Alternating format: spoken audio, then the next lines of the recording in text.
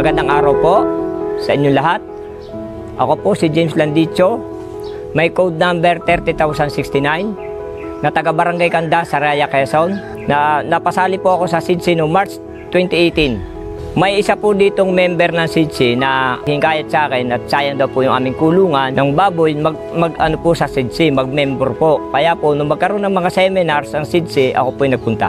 Ang naitulong po sa amin ng SIDSI ay sa pag-aalaga po ng baboy. Nagsimula po kami sa 94 heads at umabot na po ng 150. Ang amin po mga naibigay po sa amin ng SIDSI sa pamamagitan po ng loan tulad ng cash loan, appliances loan, groceries, yun po ang naibigay na serbisyo sa amin. At kami po rin po ay naghihingkayat na mga mag-member pa ng mga tao para makita ang serbisyo ng SIDSI sa amin. Lahat po na nararanasan namin, gusto po namin maranasan din po ng iba.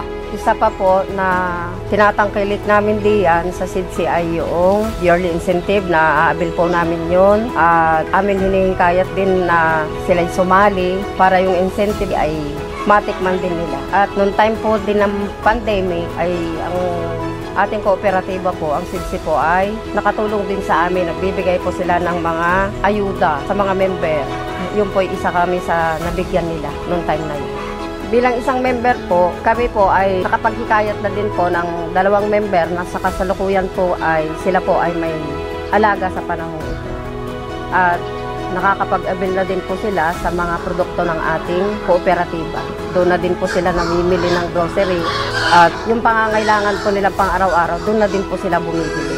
Ang isa po, yung po PMES, dito po namin pinagaganap sa aming pong bahay para po sila ay makasapi at makasali. Kayo po ay sumali na sa SIDSI upang matanggapin din po ang mga natatanggap po namin benepisyo para sa anuman ang ibibigay ng SIDSI ay maibigay na rin po sa kapwa membro ko. Kayo po ay sumali na at wala pong iba. Lahat po ito tinatanggap ko na at marami na po akong nasabing produktong pinakinabangan sa kanila. Pagpapaaral ng anak at ng mga sasakyan ay nakatikman ko na rin po na pamamagitan ng SIDSI. Maraming pong salamat.